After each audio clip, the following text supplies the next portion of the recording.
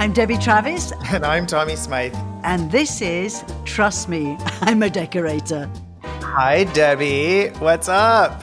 What's up? Well, I've got a really great subject that I get a lot of messages from, and I know you do too. But before we start, Tommy Smythe, I just wanted to say, I hope this is okay to say, but you wear many hats, right? You're on television, you're a designer, friend, or all the labels you can put. But Tommy has another hat he wears. Tommy is a hooker. Okay, wait a minute. I think we need to qualify that statement because sounds amazing to me. I was recently on Fogo Island in Newfoundland, which is actually my favorite place on the earth. And I took a class in rug hooking.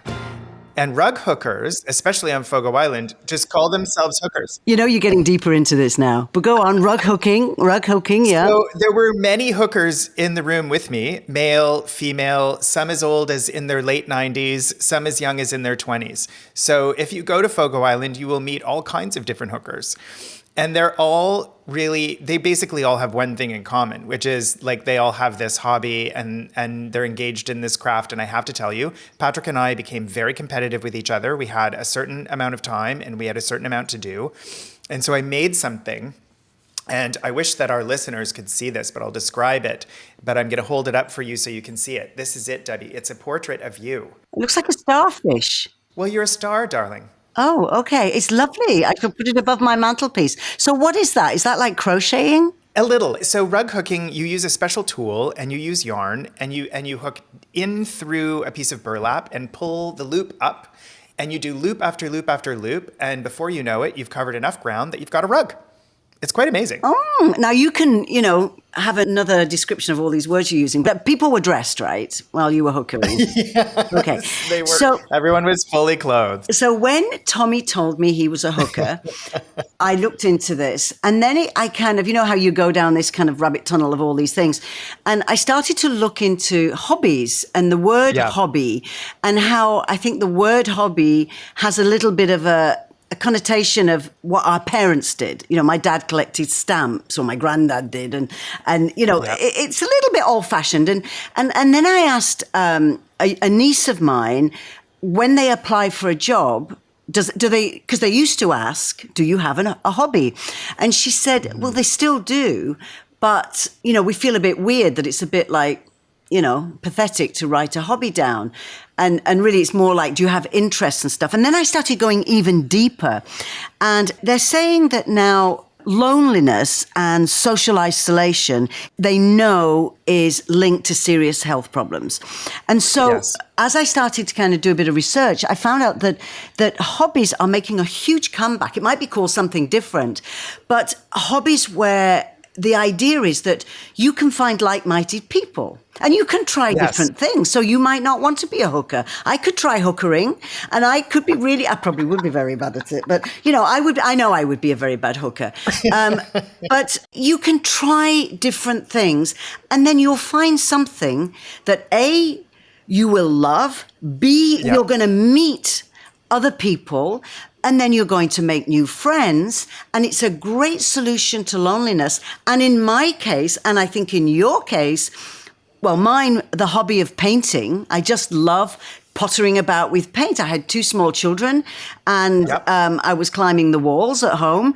And I started following this British trend of marbleizing and sponging and making things look like tortoiseshell. And it was a hobby, and it became a mini little empire for me. It became a maxi empire for you. I mean, you were the original lifestyle host on television doing do-it-yourself, projects and painting houses. The Painted House was a legendary show. Yeah. So hobbies and things that start out as occupational therapy or as just a general interest in something or curiosity about something can actually easily balloon into really fruitful career paths. So were you a hooker as a child? I hope nobody's just tuning in now. I'm going to get my parents in trouble. No, I was not. In fact, when I was a kid, I drew all the time. I was never without a pen or a pencil and a pad of paper. And my parents were super encouraging of my leaning toward, drawing and painting and all of those things. So I was very into art as a kid. I was really into crafts. We spent summers at our family's lakeside house in Muskoka, in the Muskoka Lakes, when I was a kid. For all of you listening who are picturing some $35 million mansion, Muskoka was a lot different in the early 70s. Let me tell you, we had a little log cabin, like something out of Little House on the Prairie, and it was packed full of 4 people. But on rainy days, when we as children couldn't be outside, my mother always had craft supplies handy. So we would make things out of popsicle sticks and glue. We would sew things together using yarn and felt fabric. We had all kinds of paints and paper at hand so that nobody could ever claim to be bored. And because that was a part of my growing up, I think it led me into my field, which is interior design, because you're using a lot of the same observational tools, the kinds of creativity that come from crafting and hobbying really are directly applicable to what I do every day now. Yeah, it reminds me when I wrote a book called Design Your Next Chapter, and I talked about, because people say, oh, I don't know what my next chapter is. And one of the ways to find out is to go back into the sandbox, or go back to your memories as a child. And what ignited you then? What did you actually love doing? Did you love baking with your mom, or did you actually loathe it? Well, if you loathed it then, you'll probably loathe it now. But, you can really ignite some of those creative ideas. And I think with me starting a next chapter in Italy, I started a few years ago making jam or jelly, and, I thought if I said to any of my friends, no, I can't go clubbing because I'm busy making jam, they wouldn't believe you. I would say I'd be so embarrassed. But it was something I suddenly loved. Not only was I lucky enough to go and pick my own figs or my own plums, but then I started looking into, of course, today, the advantage of the internet is, we can look this stuff up straight away. But I also found an old jamming book in a yard sale, and there were these incredible recipes. And then you start looking, well, why is commercial jam so horrible and sweet and everything? Well, because it's got to sit on a shelf for 15 years. Mine doesn't last 15 days, so I didn't have to put all the sugar in. And then some batches, and this is the great thing about a hobby, I think, is that some batches didn't work. Some batches were just, I remember making marmalade and it ended up like some kind of mulch. Second time, it was fantastic. And I'm sure bakers have the same thing. Some things just don't rise. And you're working out, what did I do right? What did I do wrong? How can I change it? How can I perfect it? And that's the wonderful thing about a hobby, getting those creative juices, which you don't get watching television or Googling the internet or playing games online. You just don't get it. You get an immediate endorphin. But when you see it all the way through, you just want to do it again, don't you? And I think there are so many things. But the most important is it's a way to find other people. If you're lonely, some people want to be lonely and enjoy solitude, and we all do at times. But if you feel, I haven't spoken to somebody for a few days, and I'm a bit, down in the dumps, because it can lead to depression. It can. Start going through, maybe join a choir. I have a friend who became a lollipop lady. Do they call it, where you cross children over the road with the big lollipop? Yes. And she did that before she went to work. Well, getting back to craft, when I had this recent experience on Fogo Island, one of the premises that they really advocate when you travel to this part of the world, to this province, and you do immerse in the community, is this idea of community participation. Because I guess you're so remote, aren't you?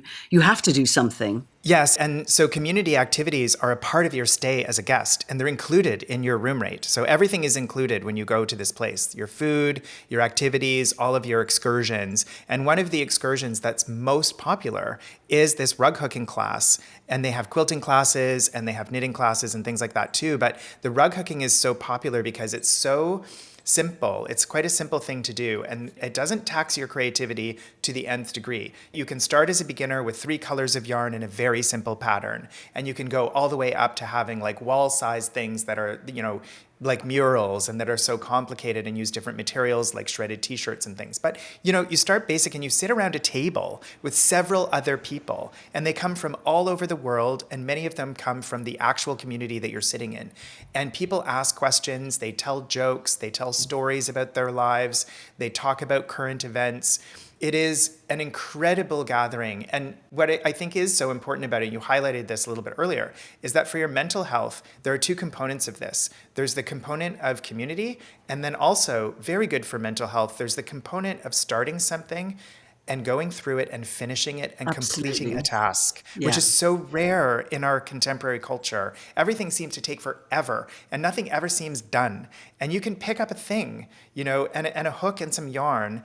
And, or if you're a painter, you can start a painting and finish a painting and actually put it down and think, I'm satisfied in knowing that I completed a task. It's so good for your brain. And it can also lead, can't it? It can lead. I have a friend who took up painting very late in life, literally didn't think she was terribly good. But she got good, and she ended up going back to university much later. I don't think she'd ever been to uni, but she ended up going to university later in life, doing an art class, and she was the oldest in the class. And so, one thing always leads to another. You may take that hobby up and say, God, I hate it. But, when I first came to Italy, I went to a language school nearby and obviously didn't do much good, but I went to learn Italian. And what I loved about it, that again, like you said... Did you learn Italian, Debbie? No, I did not. How's your Italian? No, terrible. Absolutely terrible. But I did make some friends because the funny thing in the language school was there were people from all over the world. Some people were just there because they were on holiday. Others wanted to move for a few months to Italy. Others were just, doing it for business and work. So they were from everywhere. And of course, I was more interested in the people in the class. And of course, I couldn't speak in Italian. So every time I tried to say, where are you from? Where are you from? Why, what are you doing here? And I like your dress or whatever. The teacher would go, no, Debbie, Italian only, And so I had to wait till break time, because we had a little break time, where we go to the coffee shop across the road. And then I just could not stop talking and saying, why are you here? And then, of course, after this class finished at lunchtime, we'd all go for lunch together. And I made, I think, about a dozen friends. In English. But I never learnt Italian. So that hobby went down the drain. So for me, I know languages, learning a language, which is something, again, to go out and meet people is not for me. So I'll stick to my jam making, Yeah, I think it's so interesting too to look at things that are hobbies that are like, occupational therapy hobbies, not just in terms of taking classes, but are things that you can do as a practice, almost like a meditation, and how they've always been characterized as kind of like arts and crafts or craft, but they're blurring the lines, I think, now between craft and fine art. So now you have contemporary quilters, for instance, who are making these magnificent quilts that are very modern in their look and their appeal, but actually are made using ancient techniques of quilting that have been handed down for generations. So there's something incredibly modern and also incredibly honoring of an historic process in quilting, contemporary quilting, that I find really fascinating. And it started for me in one place. My sister, during COVID, asked me to redo her bedroom and her TV room, because during COVID, those were the two rooms we were all spending our most time in, and she just wanted them overhauled. And she said to me, one of the directives that she gave to me for the design direction for her bedroom was that she wanted an element of craft, but she didn't want something that looked very grandma. And so I actually went to my friend Brandon Wolf, who is on Instagram just another autistic guy. He's an autistic adult quilter. Wow. And he was making these quilts, and you'll love this because it's Italian, that he was calling biscotti quilts. Ooh. And the reason they were called biscotti, because you know how biscotti is made, right? You bake it twice. Oh, do you? Yes, that's right. And that's why it's so hard. So what he did was he would make a quilt, and then he would chop it all up when it was finished, and then reassemble it again. So the quilt in itself was almost like baked twice, and that's why he called them biscotti. And Christy, my sister, fell in love with these quilts that he was making. And so we commissioned her headboard to be made out of a biscotti quilt by Brandon Wolf. Wow. And it's her favorite thing in her house. it looks wildly contemporary. It doesn't look at all like your grandma's quilt. And of course, when it's up on the wall and not on the bed as a coverlet, it has a different feel and a different vibe to it, more like a tapestry. That was how I sort of became fascinated with this particular craft that is moving through those blurred lines into fine art. Yeah. Well, I think 20 years ago it was hokey. We were all looking for the sleek and the nice and the modern. And now, like you say, because I know, Art Basel, which has become huge, one of the biggest modern art shows in the world. I think it's in Miami. It's definitely in Switzerland. And actually, I have a neighbor in Italy, a Swiss neighbor from Zurich. Actually, this is a horror story, but a long story short, my son ended up living in her house for a year. Oh, she was in Geneva. And she was out all day at work, and he was working from home on a humanitarian project. And she was very kind. And she had apparently this oversized knitted, like the size of, the height of a large room, like knitted, it was like a sock. It was enormous. Oh. Huge loops kind of thing. And in it were little flags of messages of love to people. And Beautiful. It must have cost her at Art Basel. Oh my God. Thousands and thousands and everything. Well, my son found it on the floor. It had fallen off the wall. So he put it in the washing machine. No. So when she came home, first thing she saw was the pile of little notes on the table. And then she saw this miniature sock. And she was like, oh my God. Oh, and it was some, incredibly famous artist had done this piece of, sounds awful to me, but anyway, had done this piece of art. So, that didn't go down he didn't mean it. That is a horror story. It's a horror story. But yeah, you're right. And you look at things like Etsy and that has brought back all these great artisans. And, things like painting and stenciling and, it doesn't have to be the little vines around a room anymore. You can stencil your name on your headboard or, you can do some really cool modern things, and they're easy. I think with a craft, you can take it as far as you want to go. You can keep perfecting, so it does get better and better. And, I follow a guy on Instagram who does gold leaf. And I always loved gold leafing. If I could have gone back to school, I would have really studied it. But it's not real gold leaf that you buy in a craft store. They're like 4 or 5 inch squares. They're, a fake gold. But it's a beautiful process because it's basically you paint a base color. So let's say an indigo, and then you put on what's called size, which is a glue, and you wait for it to get tacky, and then you put on very gently, and it's blowing all over the room. So it's quite and this could be a tabletop, it could be a wall. I mean, don't start with a wall for the first time, but or it could be I've just done a little concrete Buddha that I bought in a hardware store, just after you left, when you were here, just after you left, I painted it dark blue, and then I put the thing on. I thought it's probably going to look really hokey. It looks amazing, and it catches the sun, and then of course you blow it, rubs, and it sticks to the size, and then you blow it all off, and you're left with this kind of crackled kind of gold with the color that's underneath shimmering through on all the little bits that you've missed.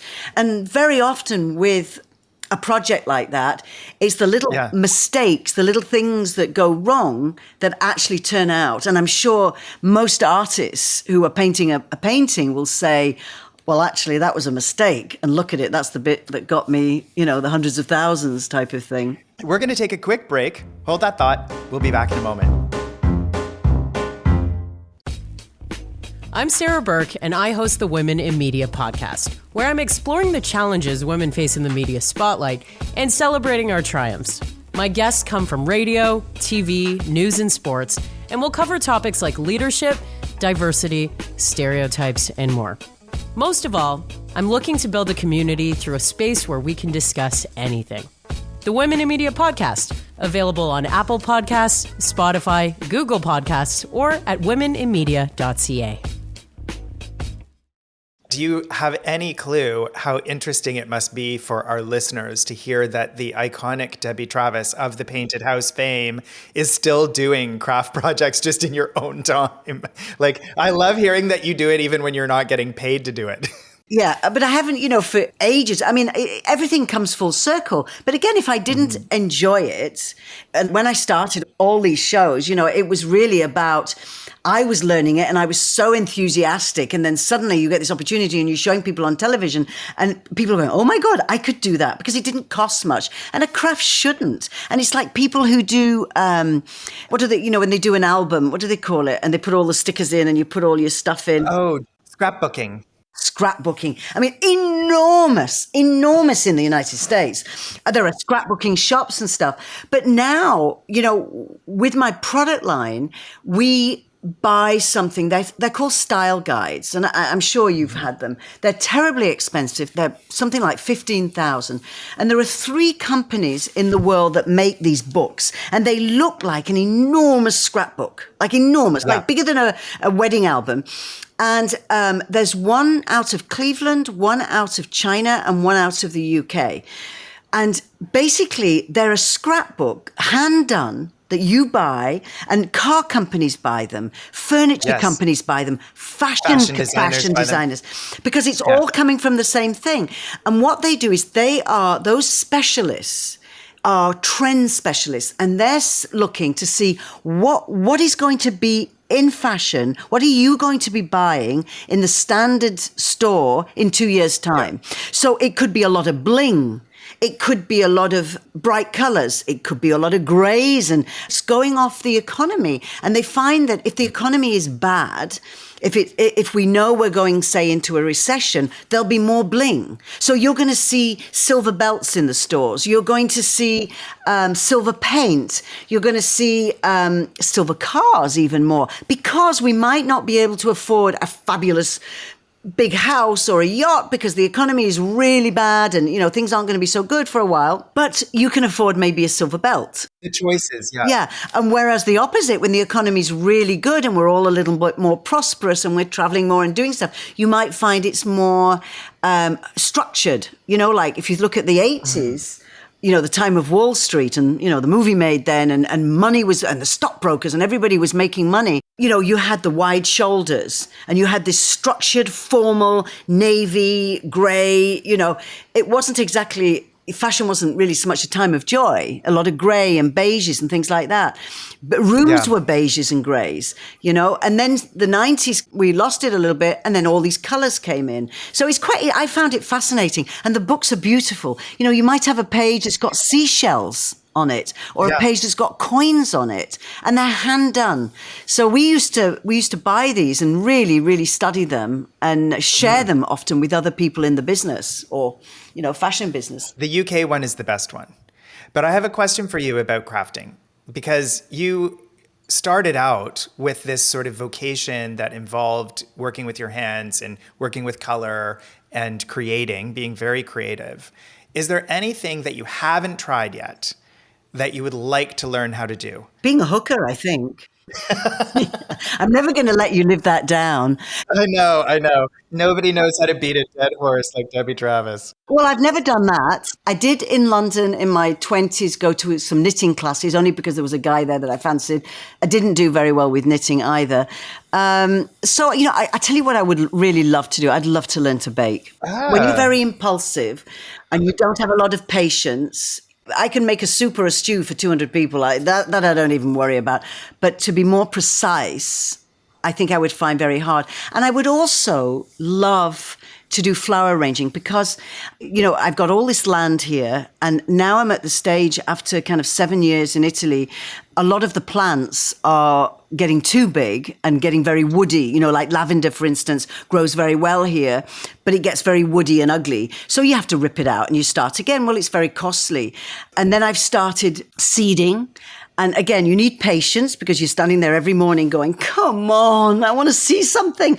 And then suddenly one morning there's this, tiny quarter of an inch of a leaf coming out. And it's the best feeling in the world. It's the best feeling ever. And then, of course, you start nurturing that in the little egg cup, tiny little pots. And then you put it into a bigger pot and then into the garden, and the pleasure. I mean, I bore people rigid going, see that bush?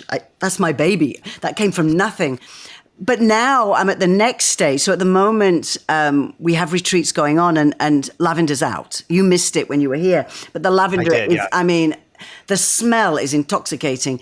And so the lavender is going into the rooms for the guests. And, Amazing. you can take 4 people, 4 vases and 4 bunches of lavender. It's human nature. Mine, it's like, what? It just looks like a complete mess.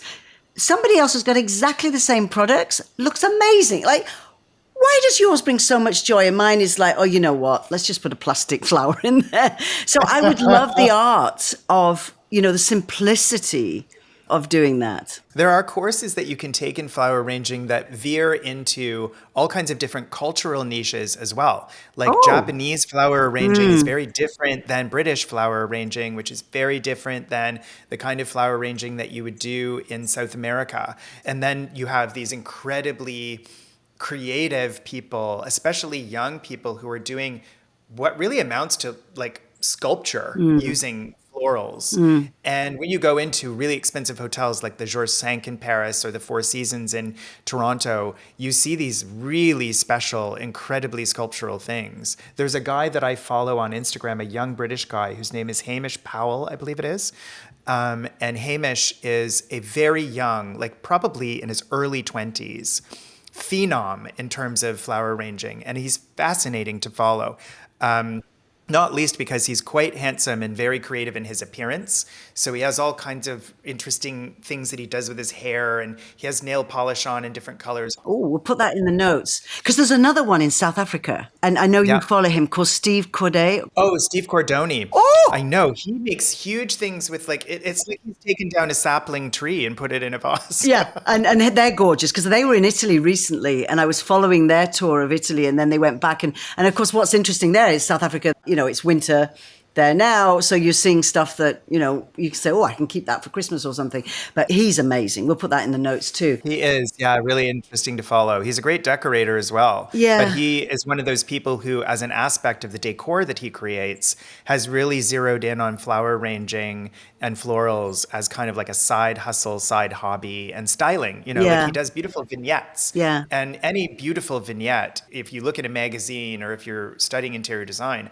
always involves a floral arrangement of some sort. Yeah. And also unusual things. So, I was at somebody's house last week and they had this plant in the vase all the way down the table. And they were, one thing, like you said, very structural, was a zigzag, and then this tulip or bulb-shaped thing sticking out of the top in white. And I thought, I've seen that before. And I kept looking at it. And then I went into my vegetable garden, and they were leeks. Overgrown leeks. Oh my God, who would have thought? So when we get leeks at the supermarket, we cut that off. But if you are lucky and you've got a garden, or you could just plant some leeks in a pot, and you get this fabulous thing. And in Italy, that flower or the bulb thing at the top, the bud, if you will, which is the size of 2 inches or something, opens up into a flower, and they fry it. They put batter on it and fry. Apparently, it's amazing. We've had a voice note from somebody saying that they have a hobby. And at first I thought, oh, that's a bit dodgy. And they have a hobby that's alcohol. And I thought, but no, it's actually cocktails. You have that hobby too. Yeah, I do. Yeah, with a straw. Well, I listened to her thing and it's actually about cocktails. And she loves making cocktails so much that instead of just drinking them. And that gives, again, the idea of the full, hurrah of a hobby of, okay, so you like making cocktails. You can't drink them all. So what do? You invite people round. And she says, I have the cocktails for in the summer, wherever I'm with friends, or if I'm in Florida, I have this type of cocktail. And sometimes she says at parties, we have cocktail lessons and things like that. And invite other people that you don't know, because they say, oh, come to my friend's house so I think that's a lovely thing. I mean, you could even have like workshops and lessons. There's a bookstore in Toronto where I live that's called the Monkey's Paw. And the Monkey's Paw bookstore specializes in obsolete content in books. And so you get books that are like about housewives and how to cater to their husbands, which is such an outdated notion now, but they're funny to read. And some of the books that they have are actually old cookbooks and old cocktail books. And you can really probe deep into those little artifacts of the past. and find things that might be worth tweaking and reviving now. Tommy, I have my grandmother's who never cooked. Her Mrs. Beeton's, it was called, cookbook. It's probably 5 inches thick. And you're absolutely right. It's all about ways to please your husband, how to fold napkins into a swan. And of course, you were a terrible housewife if you couldn't do that. You have to bring him his slippers, by the way. Yes. You have to bring him his slippers when he comes home from the office. And also there's a chapter on food for the disabled.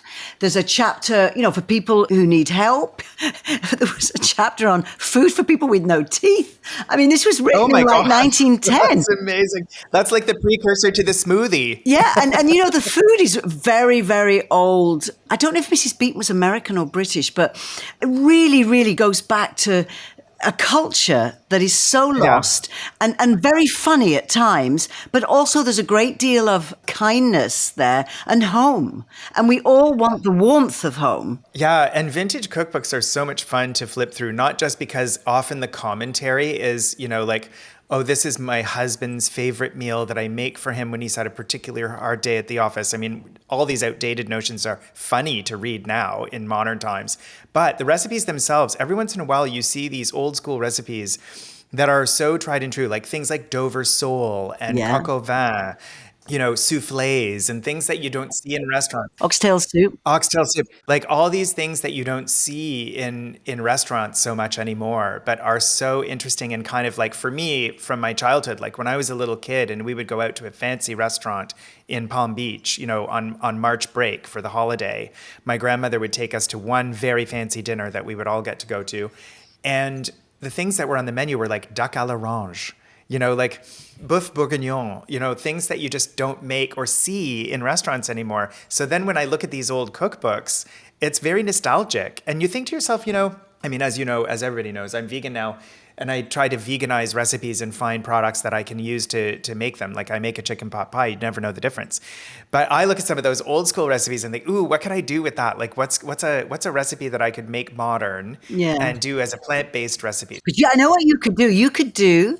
I had the same thing. You never went to restaurants unless it was an occasion. And it was usually an elder person in the family, right? Because they were paying for it. Always. Yeah, because they could afford it. Yeah, exactly. My mum couldn't afford it. And we used to go to one and they used to do crêpe Suzette. Oh, crêpe Suzette. I've had that. So you could have that, with the orange, and then they pour Grand Marnier on, and they set it alight right back. I'm sure how many people went up in flames when they did that. Well, Bananas Foster was the same thing. Bananas Foster was always lit on fire at the table side. Yeah. And think to yourself, like, how many restaurants burned down, because somebody was rushing through the dining room with a plate of food to take back to the kitchen. They knocked over the flambe. I read about a school that's bringing all that back. So again, that's a hobby, going back to, simple, easy food, the original soups that were waiting for you when mine were out of a tin, but, people who made bread and all those kind of things. I mean, there's a hobby for everybody. And I think just the word hobby is something that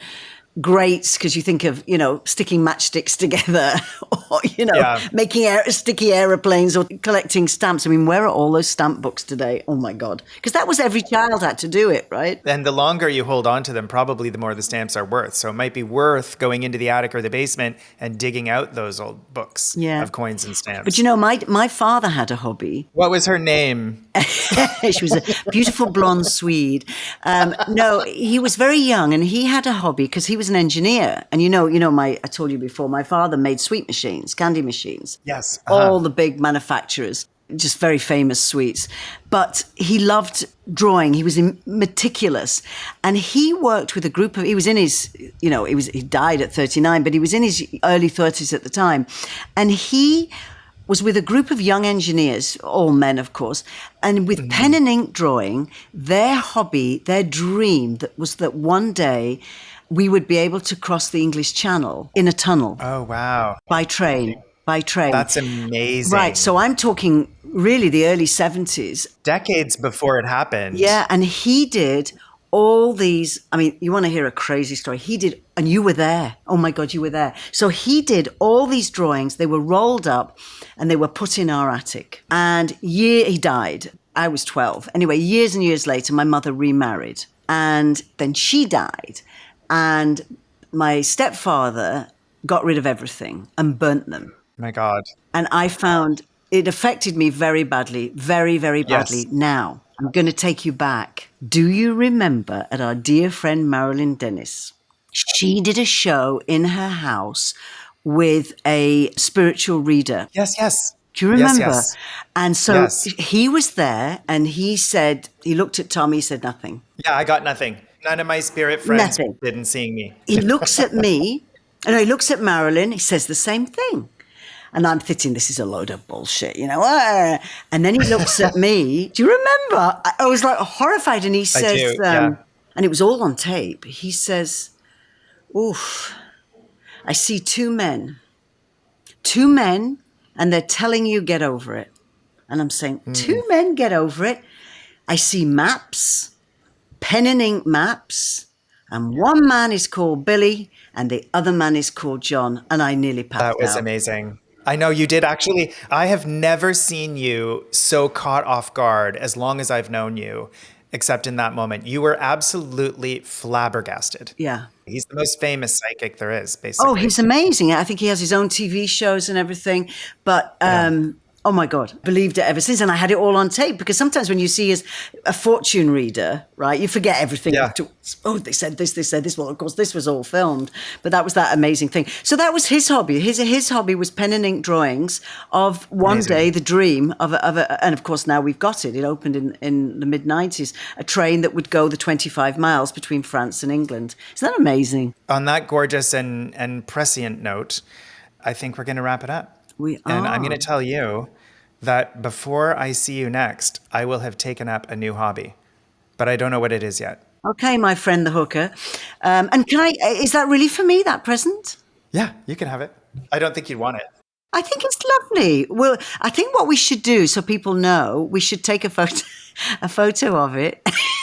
I'll put it on our Instagram account, which reminds me, please send us your questions or your comments through voice notes on thetrustmepod.com or through Instagram at our Instagram handle, thetrustmepod. We are really looking forward to chatting to our mutual friend, Marilyn Dennis, and talking about, her life in television, her life in radio, and what's coming up for her after leaving the show after 30 odd years. Oh, it's going to be great. Can't wait. Bye, my love. Bye, Debbie.